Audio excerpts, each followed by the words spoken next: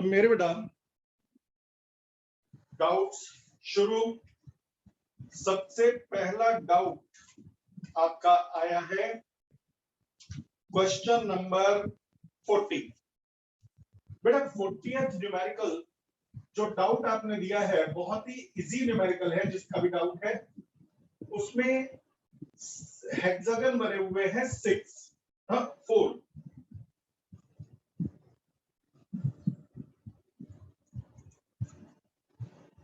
और उनके कॉर्नर पे चार्जेस रखे हैं। मैंने 3 ही बनाए, चौथा आप खुद समझ जाओगे। चार्जेस रखे हैं Q Q Q Q Q और Q। दूसरे पे रखे हैं Q minus Q Q minus Q Q और Q। और इससे अगले वाले में 2Q Q Q और 2Q। बस ये 3 समझ लो। 3 समझ लिए तो सारे समझ में आ गए। वो पूछ रहे हैं कि इनमें से कौन सी फिगर में सेंटर पर इलेक्ट्रिक फील्ड 0 नहीं है। In which figure electric field is not 0 at the centre. तुम जानते हो बेटा electric field is away from positive charge toward negative charge. तो सेंटर पर अपोजिट कॉर्नर देखो, Q का इलेक्ट्रिक फील्ड उससे अवे, Q का इलेक्ट्रिक फील्ड उससे away, equal and opposite cancel. इस कॉर्नर का फील्ड इससे अवे, इस कॉर्नर का फील्ड इससे away, equal and opposite cancel. इस चार्ज का फील्ड इधर से अवे, उस चार्ज का फील्ड उधर से away, equal and opposite cancel. यानी net field at the centre is 0। Same logic यहां पर Q का फील्ड Q से अवे, Q का फील्ड Q से अवे, कैंसिल। दोनों ही Q के फील्ड है, बराबर होंगे। 2Q का फील्ड 2Q से अवे, 2Q का फील्ड 2Q से अवे, दोनों ही 2Q के फील्ड है तो मैग्नीट्यूड में बराबर होंगे। और जब मैग्नीट्यूड में बराबर होंगे तो कैंसिल हो जाएंगे ना। ऐसे ही इस 2Q का फील्ड अवे, 2Q का फील्ड या अवे, दोनों कैंसिल, तो यहां भी 0 है। मैंने इसे जान के छोड़ा था। Q का फील्ड Q से अवे, Q का फील्ड Q से अवे, कैंसिल। लेकिन इस Q का फील्ड Q से अवे और माइनस Q का फील्ड उसके टुवर्ड, क्या ये कैंसिल हुआ? नहीं हुआ। और जब ये कैंसिल नहीं हुआ, इसी तरह से Q इस कॉर्नर का फील्ड अवे, नेगेटिव चार्ज का फील्ड उसके टुवर्ड, तो ये भी कैंसिल नहीं हुआ, ये भी कैंसिल नहीं हुआ। तो ये जो फील्ड है और ये जो फील्ड है उनका रिजल्टेंट फील्ड यहां आएगा। यानी यही वो फिगर है जिसमें सेंटर पर 0 फील्ड नहीं है। चौथी फिगर आप लोग खुद जज कर लीजिएगा, लॉजिक जिसे समझना होगा समझ आ चुका। नेक्स्ट डाउट है बेटा क्वेश्चन नंबर 41। 41 में कह रहे हैं देयर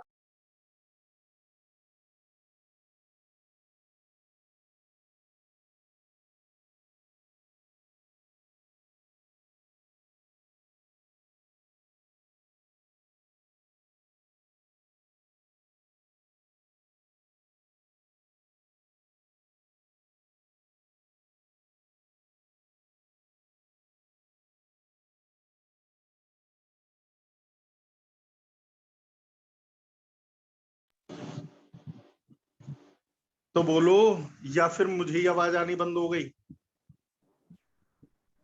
सर आ रही है। हाँ बस ठीक है, यही कंफर्म करना था। तो यहाँ पर 2 शीट है, दोनों की चार्ज डेंसिटी सिग्मा है, पैरेलल शीट है। तो वो कह रहे हैं कि इन दोनों के बीच में इलेक्ट्रिक फील्ड कितना होगा। ये भी प्लस सिग्मा है, ये भी प्लस सिग्मा। तो आपको याद होगा गॉस थ्योरम का last derivation, electric field due to 2 plane sheets of charge, ये वही टॉपिक है। यहाँ इलेक्ट्रिक फील्ड आया था सिग्मा अपॉन एप्सिलॉन नॉट, देख याद होना जरूरी है। यहाँ आया था सिग्मा अपॉन एप्सिलॉन नॉट और बीच में आया था 0, क्योंकि दोनों के फील्ड इक्वल एंड अपोजिट थे तो कैंसिल हो गए थे।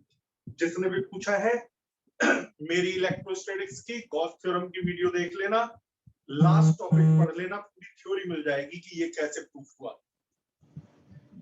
अगला मेरे बेटा क्वेश्चन नंबर 42, बीच बीच में आप लोगों से भी पूछेंगे। एक 10 सेंटीमीटर का स्फीयर है, 10 सेंटीमीटर रेडियस का स्फीयर है, ठीक, उसमें से फ्लक्स निकल रहा है, फ्लक्स निकल रहा है 20 वोल्ट मीटर। अब वो कह रहे हैं कि यदि हम यहां पर एक बड़ा स्फीयर रख दें जिसकी रेडियस 10 सेंटीमीटर के बजाय 20 सेंटीमीटर हो तो फ्लक्स क्या होगा। मैं यहां पर दो बात बताऊंगा।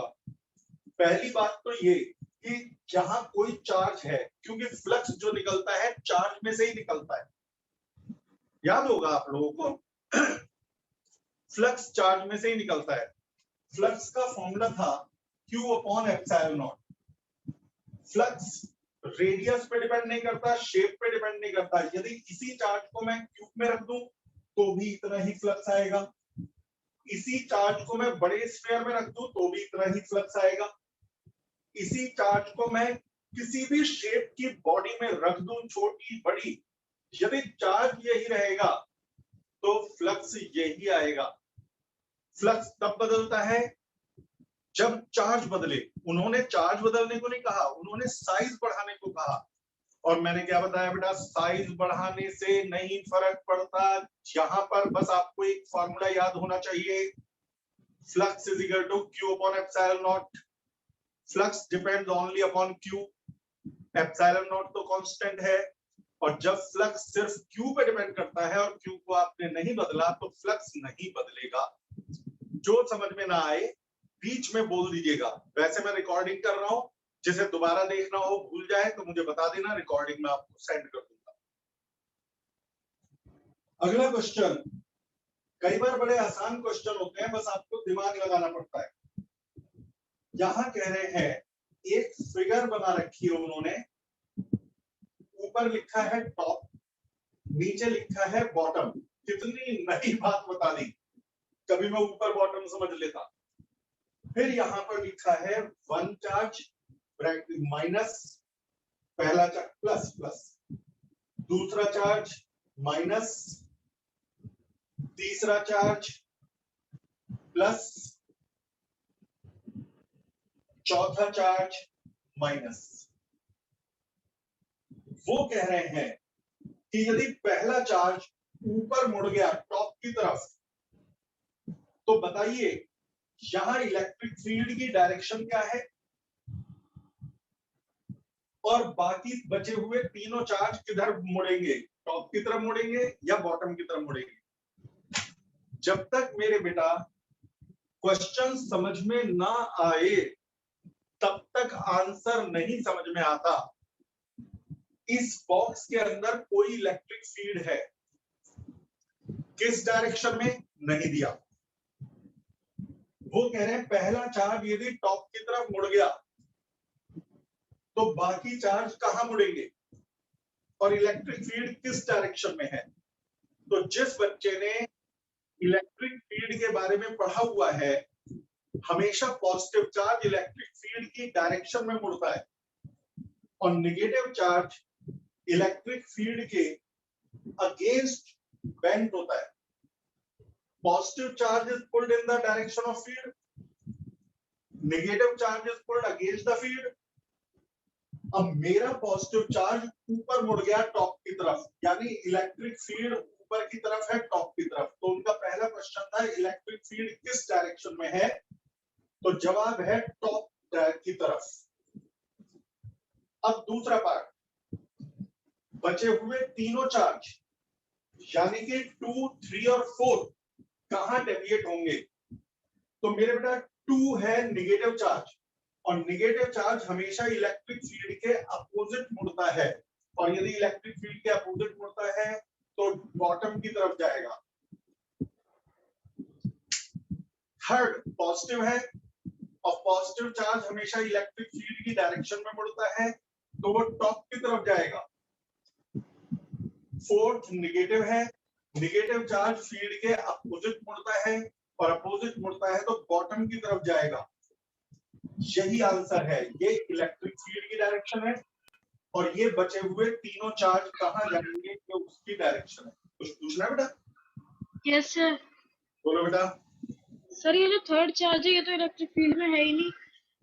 मेरे बेटा इलेक्ट्रिक फील्ड सारे में है, फिगर बनाने से कुछ नहीं होता, वो इलेक्ट्रिक फील्ड में ही कंसीडर होगा। Okay sir. ऐसे तो मेरे बेटा फर्स्ट और सेकंड बॉक्स के बाहर है या नहीं? Yes sir. तो इलेक्ट्रिक फील्ड एंटायर वॉल्यूम में है। अगला क्वेश्चन, अगला डाउट। और बेटा बहुत मेहनत से करो, मेरे ख्याल में पूरे मेरठ को छोड़ो कहीं पर भी एक चैप्टर से 400 क्वेश्चन किसी ने नहीं करे होंगे कि 200 सब्जेक्टिव 200 ऑब्जेक्टिव और थ्योरी भी 50-50 40-40 वीडियो है 40-40 घंटे की। तो जितना तुम करके जा रहे हो तुम्हें टॉप करने से कोई नहीं रोक सकता। बस शर्त यह है कि आपका सब प्रिपेयर होना चाहिए, ये नहीं कि रजिस्टरों में तो भरा रखा है दिमाग में नहीं है। जिस दिन दिमाग में भरा रखा हो जाएगा बस उस दिन आपकी जीत हो जाएगी।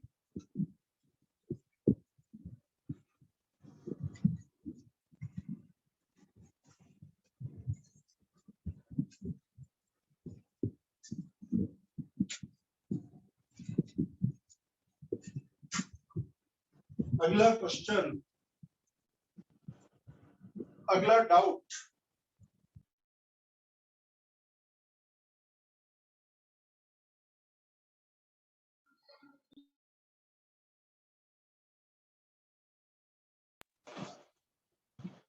अब आ रही है बच्चों, जल्दी से बोल दो, टाइम वेस्ट होगा। Yes sir. ठीक है, नहीं तो सब पहले तुम करते रहते हैं कि कोई और बोल दे। अगला मेरे बेटा नेक्स्ट डाउट है 48। ये कह रहे हैं 48 में दो स्फीयर है बी और सी बराबर रेडियस के, ये बी और सी बराबर रेडियस के हैं और बराबर चार्ज हैं क्यू।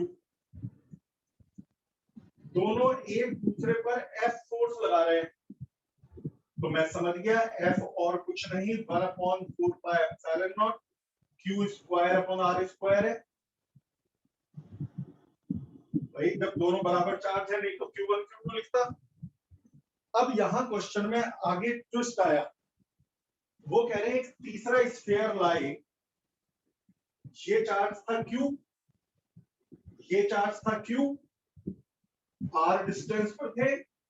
वो कह रहे हैं तीसरा आइडेंटिकल स्फीयर लाए, उसे पहले इससे टच किया फिर हटा लिया, फिर इससे टच किया फिर हटा लिया, यानी इसे पहले इससे टच किया हटा लिया, इससे टच किया हटा लिया, फिर इसे फेंक दिया।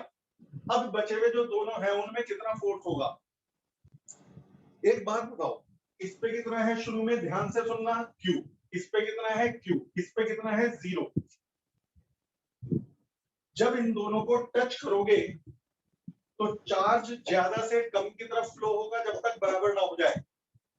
इस पर है Q, इस पे है 0, शेप एक जैसी है तो बराबर बराबर चार्ज लेंगे, तो Q अपना आधा चार्ज इसे दे देगा, इस पे रह जाएगा Q/2 और इस पर आ जाएगा Q/2। अब आपने हटा लिया, ये अब आपने हटा लिया, तुम ना एवरेज निकाल लिया करो, इस पर कितना चार्ज था 0, इस पर था Q, तो कितना बचेगा तो जोड़ के आधा कर लिया करो, यानी Q + 0/2 यानी Q/2, तो Q/2 इस पर बचेगा, Q/2 ही इस पर बचेगा। अब इससे हटा लिया, अब इन्हें जोड़ दिया, अब इस पर है Q/2, इस पर है Q, एक पर है Q/2 और एक पर है Q, तो ज्यादा से कम की तरफ फ्लो होगा, कब तक? जब तक बराबर ना हो जाए। तो बराबर होने के बाद कितना कितना होगा, तो दोनों को ऐड करके आधा कर लो, Q और Q/2 को जोड़ो और आधा कर लो, Q और Q/2 को जोड़े तो 3Q/2, फिर आधा कर लो तो 3Q/4, तो इस पर होगा 3Q/4 और इस पर भी हो जाएगा 3Q/4। अब हटा लिया और फेंक दिया इसे। अब जो बचे हुए दोनों हैं उनके बीच का फोर्स बताओ, बचे हुए दोनों का फोर्स कितना होगा? तो जवाब है 1/4 पाई एप्सिलॉन नॉट। पहला चार्ज है Q/2, मैंने बाई 2 अलग लिख दिया। दूसरा चार्ज है 3Q/4, कुछ कारण है जो मैं अलग लिख रहा हूं, डिवाइडेड बाई R²। पहला चार्ज Q/2, बाई 2 अलग, दूसरा है 3Q/4, 3/4 अलग। अब आंसर आ गया, यही है फोर्स। लेकिन 1/4 पाई epsilon not Q²/R², 1/4 pi epsilon not Q²/R² को आप लिख सकते हो F। तो मैं इस पूरे को हटा के इसकी जगह लिख देता हूं F। तो नया फोर्स है F × 3/8। यही आंसर है। क्या आंसर है बेटा? F × 3/8। Next question number 51। अच्छा, प्लेलिस्ट नई बन गई है, आप मेरे से प्लेलिस्ट मांग लीजिएगा। थोड़ा लाइव खत्म होने के बाद आपको एक छोटी सी वीडियो देखनी है, ज्यादा बड़ी वीडियो नहीं, 20 मिनट्स के अंदर की वीडियो है। और उसमें कोई भी डाउट आए तो पूछ लेना, लाइव में बता दूंगा, क्योंकि अब नया चैप्टर शुरू हो रहा है। पिछले वाला तो खत्म हो गया था, अब बिल्कुल नए चैप्टर की नई प्लेलिस्ट मिलेगी आपको। तो मेरे बेटा यहां पर ये कह रहे हैं, इस फिगर में यहां रखा है चार्ज Q, यहां रखा है Q, यहां रखा है Q, S के अंदर। तो S में फ्लक्स बताओ। ये सबसे डिफिकल्ट पूछा भाई बच्चों ने, मजा आ गया। फ्लक्स होता है Q/ε0, लेकिन Q कौन सा लेते हैं? तो जवाब है चार्ज एनक्लोज्ड। चार्ज एनक्लोज्ड मतलब बॉडी के अंदर का चार्ज, सरफेस के अंदर का चार्ज। सरफेस के अंदर Q है यानी 2Q है, ये नहीं है। तो आप Q नहीं 2Q लिखोगे और आंसर होगा 2Q/ε0। ओके, अगला क्वेश्चन 53। दो पॉजिटिव आयंस पर बराबर चार्ज है, दो पॉजिटिव आयन पर बराबर चार्ज है, दोनों की डिस्टेंस d है। यदि इन दोनों के बीच का फोर्स F है, तो बताओ how many electrons are missing from each. There are two equal charges separated by distance d, they exert a force on each other, that is F. How many electrons are missing in each? तो बेटा एक बात बताओ, force का formula क्या होता है? 1/4 पाई epsilon not Q²/d²। भाई R की जगह d लिख दिया।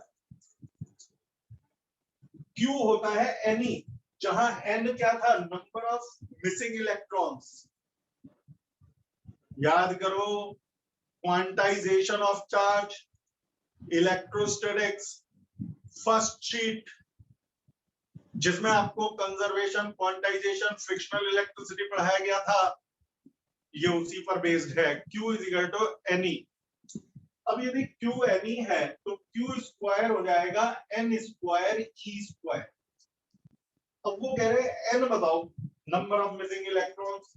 तो N एक तरफ रखो, बाकी दूसरी तरफ। तो 4 pi epsilon naught FD² upon E² is equal to N²।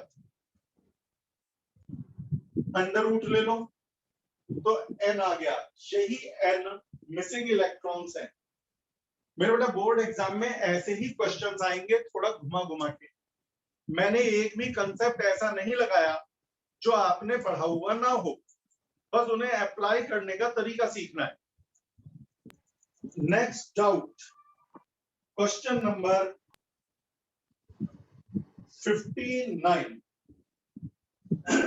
Logical question है, वो ये देखना चाह रहे हैं कि आपको नॉलेज है या नहीं।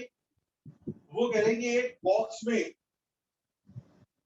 चार्जेस हैं Q1, Q2, Q3, Q5, Q4। ऐसे रखे हुए हैं, यानी Q2 Q4 तो इस डब्बे के अंदर है और Q1 Q3 Q5 बाहर है।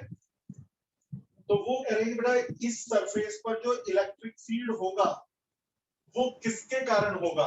तो देख इलेक्ट्रिक फील्ड पैदा करने वाले तो पांचों चार्ज है, ये भी इलेक्ट्रिक फील्ड बनाएगा, ये भी इलेक्ट्रिक फील्ड बनाएगा, ये सारे भी इलेक्ट्रिक फील्ड बनाएंगे। तो electric field on the surface is due to all charges. लेकिन फॉर्मूला जब लगाते हैं कि टोटल फ्लक्स वाला, उसमें लिखते हैं Q अपॉन एप्सिलॉन नॉट। उस फॉर्मूले में जो Q आता है वो Q होता है सिर्फ एनक्लोज चार्ज। वो Q क्या होता है बेटा, एनक्लोज चार्ज। अब एनक्लोज यानी इसके अंदर तो Q2 और Q4 ही है, तो Q2 प्लस Q4। तो दो बातें पूछी थी, इलेक्ट्रिक फील्ड किसके कारण है, तो जवाब है सभी चार्जेस के कारण। लेकिन फॉर्मूले में कौन सा चार्ज रखा जाएगा, तो जवाब है फॉर्मूले में वही चार्ज रखे जाएंगे जो सरफेस के अंदर बंद है। 59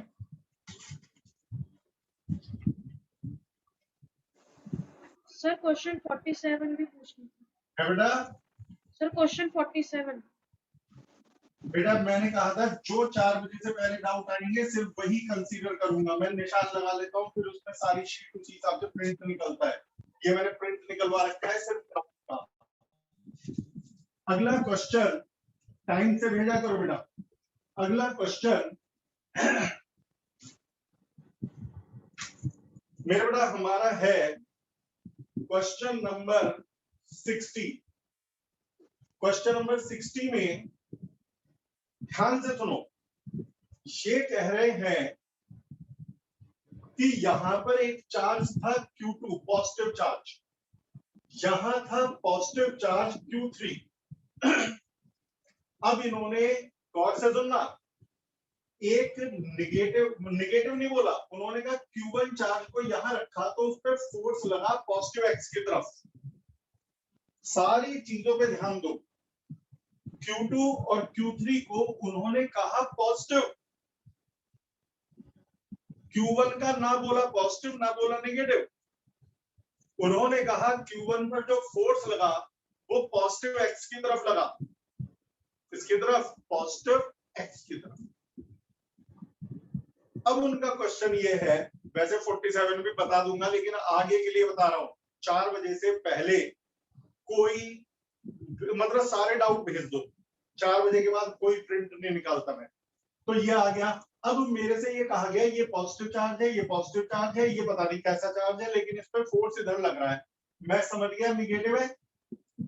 यदि ये पॉजिटिव होता तो ये दोनों पॉजिटिव मिलके उस पॉजिटिव को रिपेल कर देते और वो निगेटिव एक्स की तरफ भागता, लेकिन वो तो पास आ रहा है। पास आने का मतलब बेटा ये दोनों पॉजिटिव है तो वो निगेटिव है। तो ये आपको खुद सोचना पड़ेगा कि ये कैसा है निगेटिव, तभी वो इधर आ रहा है। कई बच्चे कहते हैं इधर क्यों आ रहा है, क्योंकि निगेटिव को इसने अपनी तरफ खींचा, निगेटिव को इसने अपनी तरफ खींचा, रिजल्टेंट फोर्स इधर आ गया और वो इधर चला गया। अब क्वेश्चन अब शुरू होता है, यदि एक और पॉजिटिव चार्ज यहां रख दिया जाए तो इसकी स्पीड बढ़ जाएगी या घट जाएगी। ये दोनों पॉजिटिव उसे खींच रहे थे, अट्रैक्ट कर रहे थे, एक और पॉजिटिव रख दिया ये भी अट्रैक्ट करेगा, और जब ये भी अट्रैक्ट करेगा तो यानी फोर्स ऑफ अट्रैक्शन राइज हो गया। और जब मेरे बेटा फोर्स ऑफ अट्रैक्शन राइज हो गया तो फोर्स बढ़ जाएगा, और यदि मेरे बेटा फोर्स बढ़ जाएगा तो वो स्पीड अप हो जाएगा, तो ये स्पीड अप हो जाएगा। 47 मुझे याद है कुछ डाइपोल से रिलेटेड क्वेश्चन है, उसे एक बार बेटा जल्दी से डिक्टेट कर दो फटाफट फटाफट। मुझे क्वेश्चंस वैसे तो याद है क्योंकि 20 साल से करवा रहे हैं, लेकिन हल्का सा हिंट दे दो क्या था, जिसका डाउट है बोलना क्लियर, जो मुझे समझ में आ जाए बेटा।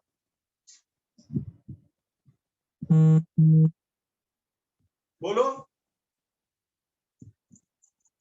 क्या हुआ, फिर आवाज चली गई क्या? कोई बैठा हुआ हो तो बोलो। सर क्वेश्चन 58 अरे जो पूछा था अभी, किस कौन सा पूछा था? सर 47 पूछा था। तो 47 ही बोलोगे ना बेटा?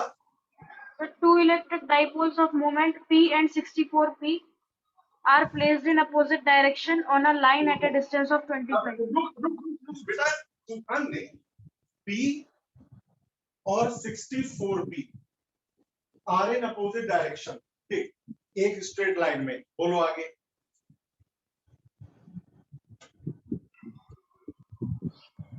On a line at a distance of 25 centimeter. कितने सेंटीमीटर बोला? 25. 25 सेंटीमीटर शॉर्ट डायपोल है यानी। आगे बोलो। The electric field will be zero at point between the dipoles whose distance from the dipole.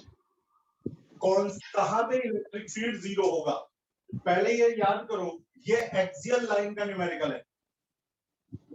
इस डायपोल के लिए भी एक्सियल लाइन है, इस डायपोल के लिए भी एक्सियल लाइन। एक्सियल लाइन पर इलेक्ट्रिक फील्ड का फॉर्मूला होता है 1/4πε0 ये डायपोल यहां पर मान लो ये डिस्टेंस r है, तो ये 25 माइनस r है, सीडीएस में ही कर देते हैं। ये डायपोल P अपने से r डिस्टेंस पर कितना फील्ड बनाएगा? तो फॉर्मूला है 1/4πε0 इतना बनाएगा। किस डायरेक्शन में? तो एक्सियल लाइन पर इलेक्ट्रिक फील्ड डायपोल मोमेंट के पैरेलल होता है, यानी इसका इलेक्ट्रिक फील्ड इस डायरेक्शन में होगा। अब यहां आ जाओ, ये डायपोल 25 माइनस r डिस्टेंस पर क्या फील्ड बनाएगा? तो 1/4πε0 2p/r³। अभी तो गड़बड़ है। पहली बात तो ये p नहीं 64p है, और दूसरा ये r नहीं 25 माइनस r है। इसका फील्ड ये हो, यहां ये लिख दिया, इसका फील्ड ये लिख दिया। अब क्योंकि डायपोल मोमेंट की डायरेक्शन अपोजिट है, तो इलेक्ट्रिक फील्ड भी अपोजिट होगा। तो ये दोनों फील्ड देखने में तो अपोजिट है। यदि इक्वल एंड अपोजिट हो गए, तो इलेक्ट्रिक फील्ड जीरो हो जाएगा। अपोजिट तो है ही, इक्वल भी हो जाए तो जीरो हो जाएगा। तो 1/4πε0 काट दो, P से P काट दो, पूरी इक्वेशन बचेगी 2/r³ is equal to 2 × 64/25 minus r³। Doubt जितने भी भेजो, टाइमली भेजो। अब ये इस फॉर्मूले को मैं सॉल्व नहीं करूंगा, सॉल्व करके आर आप निकाल सकते हो। Can you find the value of R? Yes, sir.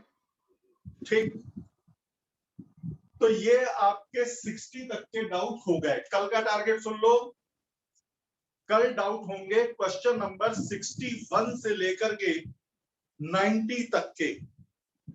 61 से 90 तक जो भी डाउट आए ठीक 4 बजे से पहले पहले मेरे पास भेज दीजिए।